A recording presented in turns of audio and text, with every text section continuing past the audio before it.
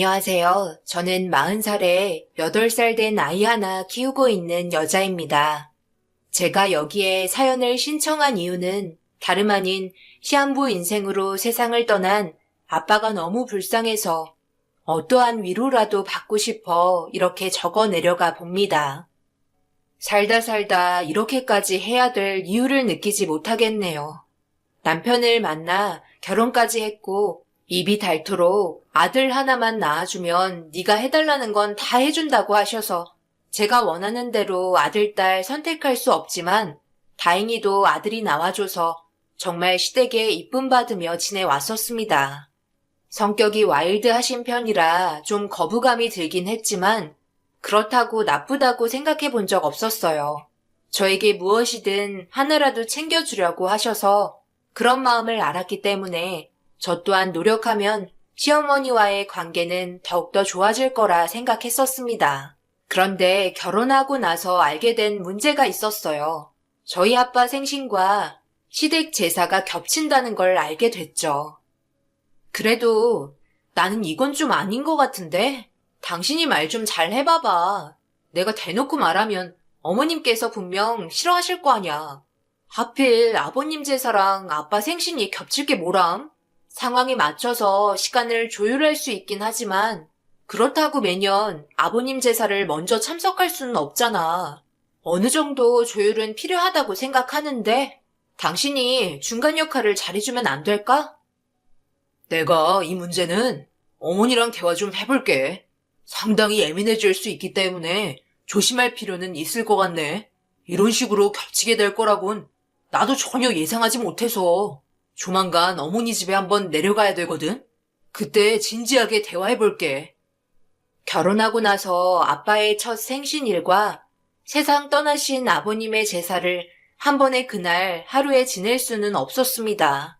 아빠는 시댁이 우선이라며 나이 먹고 무슨 생일상이냐며 시댁과의 관계를 먼저 생각하셨지만 저를 낳아주신 부모님이고 1년에 한 번뿐인 날인데 얼굴 한 번 본 적 없는 아버님의 제사를 지내기 위해 살아계신 아빠의 생신을 모른 척 할 수는 없었어요. 그래서 남편에게 조율해달라고 얘기했던 거고 남편 또한 제가 한 말에 대해서 서운하게 생각하기보다 진지하게 어떻게 하면 시어머니의 심기를 건드리지 않고 해결할 수 있을지 고민에 빠졌었죠. 당연히 저보다 남편이 시어머니의 성격을 잘 알고 있기 때문에 문제되지 않게 해결해 줄 거라 생각했습니다. 그런데 시어머니는 자기 아들이 좋게 얘기했는데도 좋게 받아들여 주지 않았어요. 오히려 역효과를 불러일으키면서 시어머니의 심기를 건드리고 말았습니다. 아무래도 어머님의 배우자인 아버님의 제사기 때문에 더욱더 예민한 것 같았어요. 참 난감했습니다. 그렇다고 저 또한 아빠 생신 때 안 갈 수 없어서 차라리 제가 조율하는 게 좋을 것 같아 생신 전날에 미리 찾아뵀어요. 시댁과 친정의 거리가 서울과 통영이기 때문에 하루에 모든 걸 해결하기에는 무리가 있었거든요. 결국 이런 식으로 해야만 온 집안에 평화가 찾아왔었습니다. 하지만 저는 그동안 홀로 받았던 스트레스 때문에 점점 감정이 좋아지지 않았어요. 그렇게 결혼한 지 5년 동안 아빠의 생신은 항상 전날에 찾아뵈었고 6년째 되는 날 시댁에 모임이 있어 그동안 제가 양보했으니 어머님도 한 발짝 물러나실 줄 알았어요. 어머님, 제가 말씀드릴 게 좀 있는데요. 이번에 아버님 제사 때 저희 아버지도 생신이잖아요. 그런데 5년 동안 한 번도 제때 찾아뵌 적 없었고 항상 전날이나 전주에 갔었거든요. 그래서 이번만큼은 저도 같이 모여서 저녁도 함께하고 시간 좀 보내고 싶은데 어머님께서 이해해 주시면 마음 편히 다녀올 수 있을 것 같아요. 그동안 저 정말 열심히 했고 한 번도 토 안 달고 시키는 거 다 했는데 이번에는 저희 집에 먼저 다녀오면 안 될까요? 어머님이 좀 불편하시면 서준이 아빠는 제사에 참석하고 저는 아버지 생신상 좀 봐드리고 싶은데 괜찮죠? 앞으로 더 잘할게요. 다음에 좋은 데 데려다 드릴 테니 허락해 주실 거죠? 제사를 참석하든 안 하든 그건 네 자유다. 그런데 그건 어디까지나 우리 집안과 인연을 끊겠다는 전제하에 결정한 거라고 생각해도 되겠지? 5년 동안 군말 안 하고 제사 참석했으니 이번에는 제사에 참석 안 해도 된다는 거네. 그래서 이렇게 고개 빳빳하게 세우고 당당하게 말하는 거니? 가서 네 애비 생일상 차려 죽어라.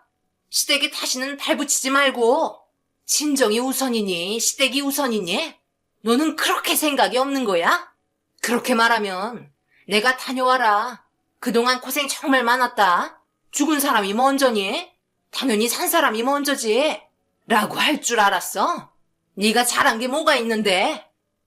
저는 할 말을 잃었습니다. 이렇게까지 나오실 거라 생각한 적 없었어요. 그래도 어느 정도는 이해해 주실 줄 알았습니다. 더 큰 충격이었던 건 제가 잘한 게 뭐가 있냐며 되려 큰 소리 치시는 시어머니의 환한 얼굴에 상처는 있는 대로 받았고 이런 취급 받으면서 시댁에 올 필요 없다고 생각했어요. 그래서 아무 말 안 하고 시댁에서 나왔습니다. 그러자 남편이 뛰쳐나왔고 저를 진정시키려고 애를 먹었어요. 그런데 멀리에서 그 모습을 지켜보고 있던 시어머니 맨발로 뛰어오시면서 갑자기 자기 아들 휘어잡는다고 머리채를 잡으려 하셨습니다. 하늘 같은 남편을 자기 발밑으로 두려고 하는 제 심보가 너무 꼴보기 싫다며 가만두지 않겠다고 난리를 치셨고 더 이상 상대하면 안 될 것 같아 다시는 시댁에 발붙이지 않을 거라고 통보한 다음 아이 데리고 현관문 나섰어요.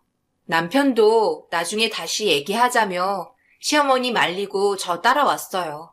솔직히 제사라는 문화가 사라졌으면 좋겠어요. 산 사람에게 전혀 유익이 되지 않는 문화이고 죽은 사람이 산 사람에게 도대체 뭐를 해준다는 거예요. 가정불화만 일으키는 제사가 왜 필요한지 도저히 모르겠더라고요. 저희 집안은 제사를 지내지 않아서 더욱더 받아들이기가 힘이 들었습니다. 남편 또한 제사 지내는 게 힘들다며 이참에 연락하지 말고 자기도 태어난 아이와 함께 조용히 살고 싶다고 했어요. 지친다고 하더라고요. 무슨 날만 되면 온 가족을 다 부르려 하는 그런 어머님의 행동이 이해할 수 없다며 아버님이 세상 떠나고 자식들을 더 모으려고 하는 병이 생겼다고 걱정하고 있었습니다. 아무래도 배우자가 세상을 떠나고 그 자리가 허전해서 무슨 날을 만든다든지 아니면 제사라도 지내서 온 가족이 모일 수 있게 이유를 만들려 하는 건지 알 수 없는 시어머니의 기분 따라 변하는 모습이 감당하기가 힘들었어요. 그리고 어머님이 하시는 말에 토를 달거나 불만을 제기하면 그날 집안 분위기는 난리가 납니다. 결국 쌓이고 쌓여서 저도 감정 조절이 되지 않았던 거죠. 그래도 어른이고 남편의 어머니인데 집에 돌아오는 동안 너무했나 싶기도 했었어요. 그래도 벌써 엎질러졌는데 어쩌겠어요. 갈 때까지 가보는 거였죠. 그렇게 며칠 동안 시어머니와 통화 한 번 한 적 없었고 오히려 속이 더 편했습니다. 제가 하고 싶은 대로 할 수 있었으니까요. 그런데 아빠 생신 전날 문제가 터졌어요. 어머님이 쓰러졌다는 소식을 듣게 되었고 어쩔 수 없이 응급실에 찾아가야 했어요. 가기 싫었지만 어머님이 쓰러졌다는데 안 가면 남편과의 사이마저 틀어지니까 서운한 감정 일단 접어두었죠. 그렇게 도착해서 어머님이 계신 병실에 남편과 함께 들어갔습니다. 그런데 형님이 먼저 와 계셨고 다른 친척분들도 이미 자리에 앉아서 어머님의 몸 상태를 살피고 계셨어요. 잘났다 잘났어. 그게 그렇게 중요하니? 너는 상황을 꼭 이렇게 만들어야 되겠어? 그냥 계속 참는 거 쭉 참으면 되지. 인생 네가 하고 싶은 대로 하면서 살면 마음 편하니? 그동안 나는 뭐 이런 일들 없었을 것 같아? 서로 이해하고 배려하는 거지. 그거 가지고 어머님께 전화 한 통 안 했다며? 정말 인연 끊으려고 했던 거니? 그런 식으로 인생 막 살면 너한테 돌아온 건 뭔데? 어머님이 매일 나한테 전화해서 뭐라고 하셨는지 알아? 마음이 아프단다. 자기 속마음도 몰라주는 며느리가 너무 서운하대.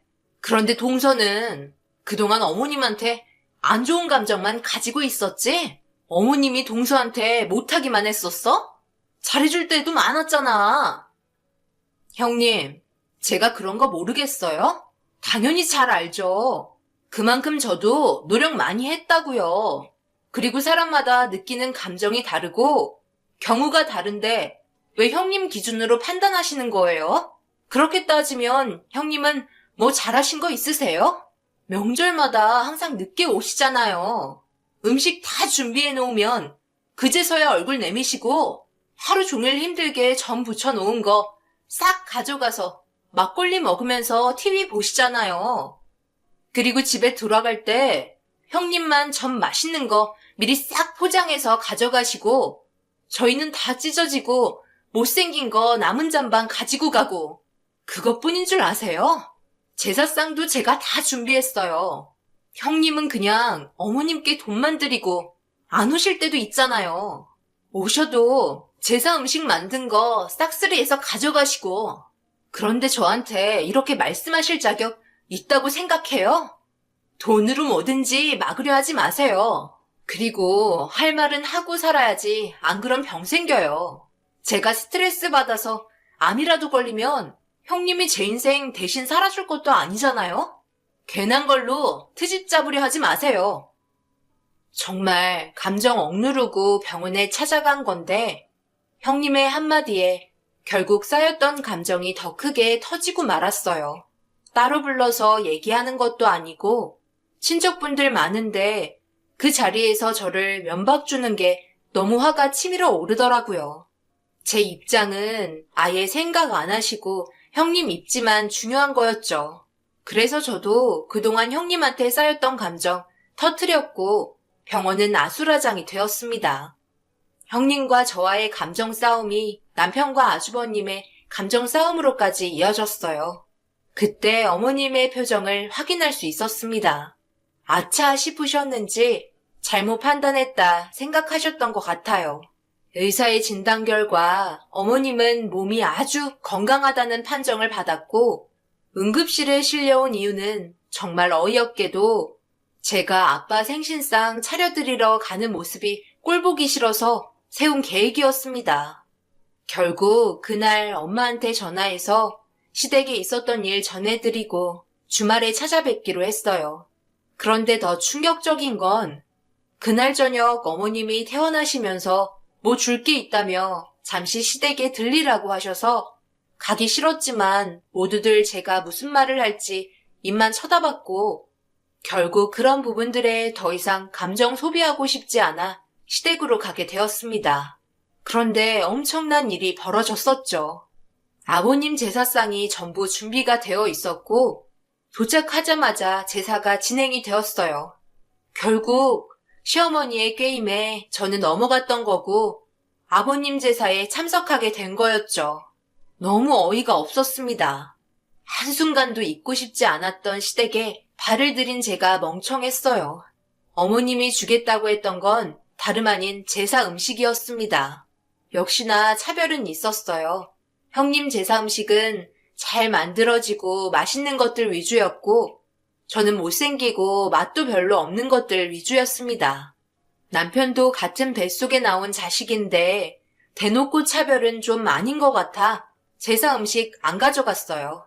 그렇게 남편 시댁에서 끄집고 나와 저희 집으로 향했어요. 가는 동안 서로가 감정이 안 좋은 상태였어요. 저는 저 나름대로 시댁에 불만이 많았고 남편도 어머님의 행동에 상당히 불쾌했었죠. 그날 이후로 명절날도 찾아뵙지 않았어요. 시어머니한테 전화 당연히 안 왔습니다. 형님에게도 전화 오지 않았어요. 그런데 아주버님이 남편에게 전화를 한 것 같았습니다. 그 이유는 어머님 생신이었죠.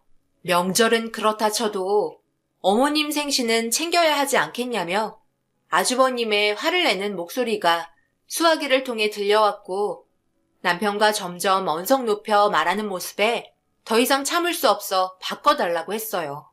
남편은 자기가 알아서 한다고 말했지만 이런 문제는 저와 대화하는 게 좋을 것 같다고 생각했습니다. 그래서 전화기 건네받았고 전화를 바꾼 제 목소리를 듣자마자 무슨 말이라도 하실 줄 알았는데 전화를 끊더라고요. 저와는 상종하고 싶지도 않을 만큼 싫었던 건지 무시하는 분위기가 싫었지만 차단할 수 있는 건 제 선에서 차단해야 했어요. 손 아래 사람이라고 하고 싶은 말 하지 못하는 게 더 억울하잖아요. 할 말은 해야죠. 그렇게 어머님 생신날 저와 남편은 찾아가지 않았습니다. 그래야 제 마음을 더 이해해 줄 거라 생각했어요. 당사자가 겪어봐야 자신이 뭘 잘못했는지 알 거 아니에요. 그런데 그건 제 생각이었어요. 저와 남편이 없어도 형님이랑 아주버님 셋이서 좋은 곳 여행 다니고 맛있는 거 먹으러 다니면서 막내 며느리 없어서 더 좋았다며 앞으로 얼굴 볼 일 없었으면 좋겠다고 남편에게 사진과 문자를 보냈습니다. 혼자 몰래 보다가 저에게 들키면서 문자 내용 확인할 수 있었어요. 그렇게 시댁 지방과 냉전 상태에서 시간은 계속해서 흘러갔고 주말에 아빠가 저희 남편과 기니 할 말이 있다며 부르셔서 주말에 친정집으로 내려갔습니다. 엄마는 저희를 반겨주시면서 사위에 왔다고 상다리 부서질 정도로 맛있는 음식 준비해 주셨어요. 최서방 많이 먹게나. 요즘 일하랴 집안 관리하랴 힘들지? 살다 보면 별의별 일 다 겪게 되어 있어. 그런데 그걸 어떤 식으로 지혜롭게 헤쳐나가냐가 제일 중요하지. 내가 이렇게 말하지 않아도 자네가 알아서 잘 하겠지만 무리해서까지 생일 안 챙겨도 되니까 다시 예전처럼 좋은 관계를 유지하길 바라네. 내 말 무슨 뜻인지 알지? 그래. 어쩔 때는 상대방이 접어야 평화가 올 때도 있다. 고집 부려서 될 일이 아니면 받아들이고 더 이상 나빠지지 않게 유지하다 보면 분명 상대방도 그걸 느끼고 배려해줄 날이 올 걸세. 그러니 그때가 언제이든 다시 예전처럼 꼭 생일날 안 와도 되니까 그냥 시간 날 때 여유 생기면 오도록 해라. 우리도 그것만으로도 충분하니까. 그래야 온 집안이 평화롭지. 감정의 골이 너무 깊어지면 나중에는 돌이킬 수 없는 사태에 도달하게 될 수도 있어. 그런 모습 누가 보고 싶겠나. 저희 부모님은 아무래도 시댁과의 관계를 걱정하고 있는 것 같았어요. 좋게 해결하길 바라고 있었습니다. 이런 문제가 장기화된다면 저와 남편과의 관계마저 안 좋아질 것 같은 불안한 느낌에 하루도 잠을 편히 잘 수 없었다며 괴로워하셨어요. 부모님의 말이 틀린 건 아니었습니다. 남편과 저와의 관계도 솔직히 문제가 없진 않았어요. 시댁과의 다툼이 부부싸움으로도 이어지고 있었으니까요. 감정 싸움이 점점 격해지면 결국 이혼까지 가야 할지도 모른다는 게 저도 두렵긴 했어요. 결국 저희가 한 발 물러나기로 하면서 시댁이 다시 접근하게 되었고 다시 예전처럼 좋은 관계를 유지하기 위해 노력했습니다.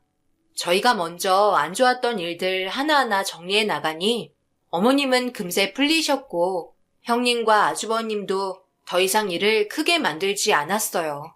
그렇게 시댁에 다시 왕래하면서 분위기는 좋게 돌아왔고 어머님 또한 저에게 잘해주셨어요.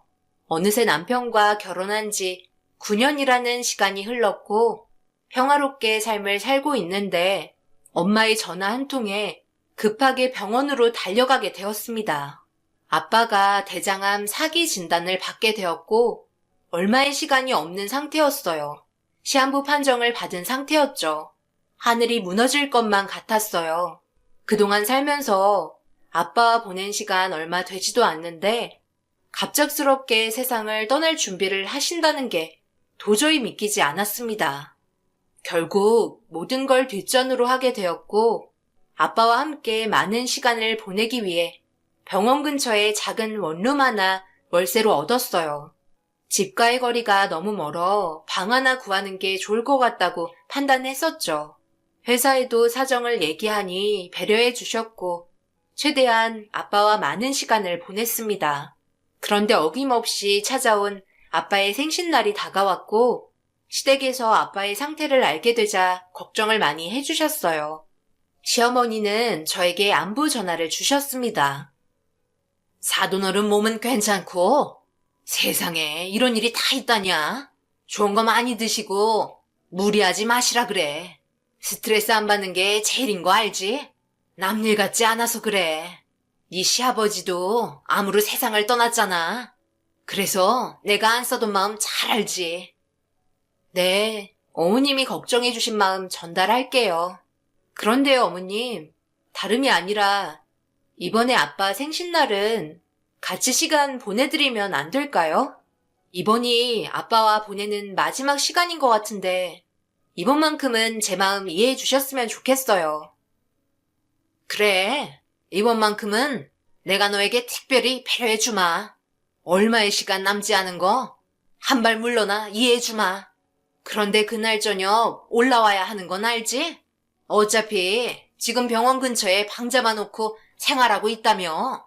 그럼 거기에서 마지막 생일 챙겨드리고 최대한 빨리 출발해서 제삿날 문제 안 되게 올라오면 되는 거잖아.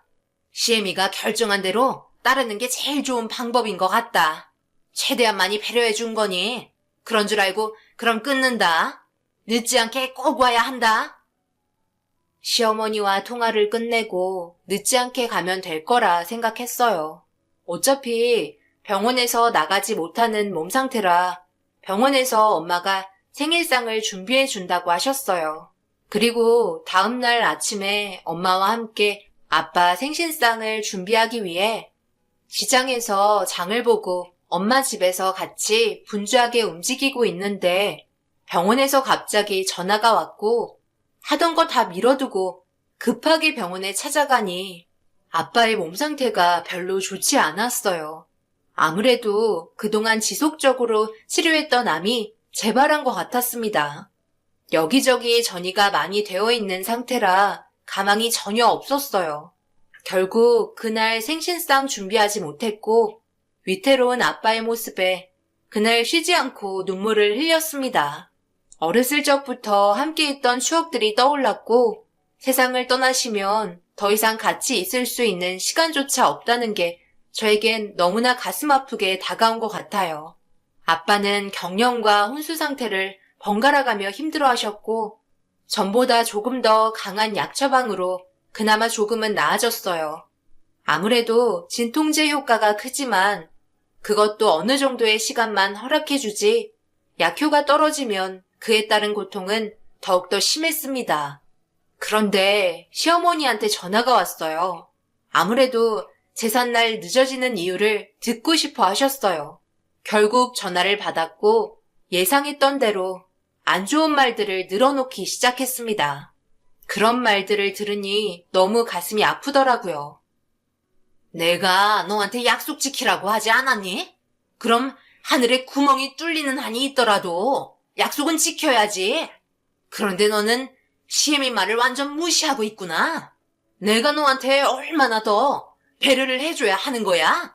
이번에도 봐줘야 하는 거니? 어머님 그게 아니라요. 아버지가 이번은 상당히 위태로운 상태예요. 그러니 제발 이해 좀 해주세요. 아버지 생신상은 꿈도 못 꾸고 있어요. 그만큼 안 좋아요. 오늘은 제사 참석 못할 것 같아요. 그래도 이해해 주실 수 있죠? 다음 년도 있잖아요. 오늘만큼은 아버지와 함께 있는 게 저에게는 아주 큰 의미가 있어요. 그러니 저 빼고 진행해 주세요. 너 지금 하는 꼴이 너희 사돈어른 세상 떠나면 그때는 뭐라고 그러게? 아버지 세상 떠나고 처음 맞이하는 제사니까 시댁 제사보다 너희 집이 우선이라고 할 거니? 거기 병원에 안사돈 있잖아. 그러니까 걱정 말고 올라오도록 해라. 지금 네가 잘해야 나중에 너희 사돈어른 제사 잘 치를 수 있다. 그렇지 않으면 내가 가만히 두지 않을 거야. 너무 어이가 없었습니다. 시댁 제사가 뭐가 그리 중요할까요? 아빠의 몸이 많이 힘들고 위태로운 상태인데 왜 이렇게 자기 중심적인지 모르겠어요. 결국 한 번 더 어머님이 정해주신 틀을 깨버렸고 결국 막내 며느리가 참석 안 했다고 난리 나기 시작했습니다. 하지만 더 이상 듣고 싶지 않아 전화 끊어버렸고 핸드폰 전원을 끄면서 시댁과의 연락은 완전 단절시켰어요. 저도 더 이상 참기 힘들었어요. 산 사람이 우선이지 죽은 사람이 우선은 아니잖아요. 그렇게 아무 일 없다는 듯 부모님과 함께 시간을 보내니 너무 기분이 좋았어요. 아빠도 어느 정도 정신이 들었고 힘겹게 일어나 앉으시더니 저를 많이 걱정해 주셨습니다. 엄마가 자리를 지키고 있으니 시댁에 올라가 보라는 말을 하셨고 저는 괜찮다며 단호하게 얘기했어요. 한순간도 아빠와 떨어지기 싫었습니다. 더 이상은 시어머니가 하라는 대로 움직이고 싶지 않았어요. 그 기간이 9년이었고 더 이상은 안 됐습니다.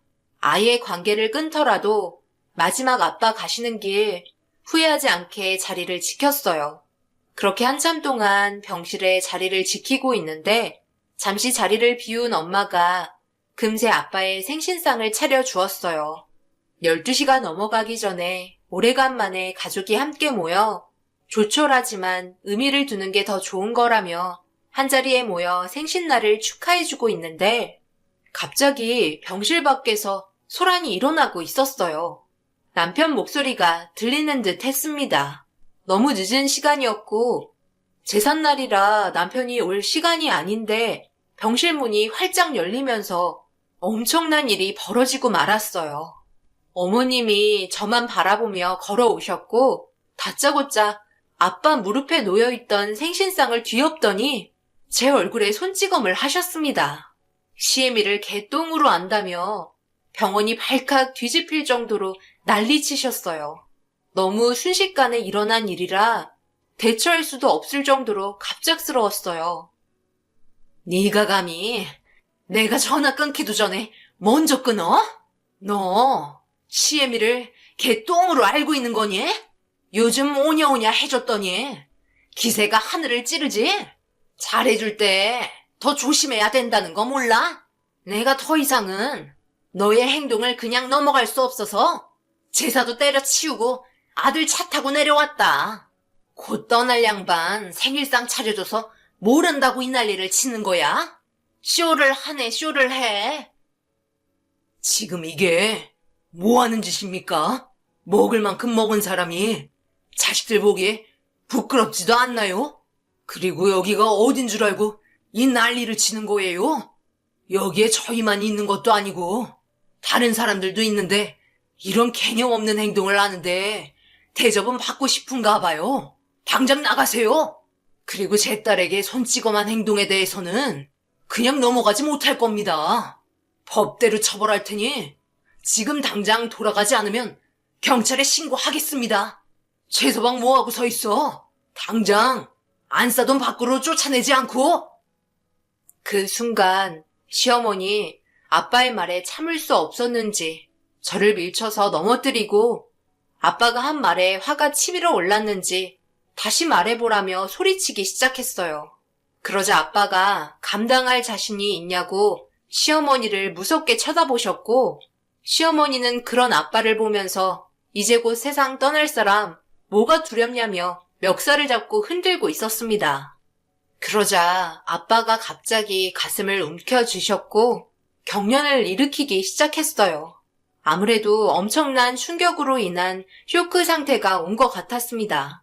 아빠는 급하게 수술실로 향했고 시어머니는 돌이킬 수 없는 사태를 만들어 버렸어요.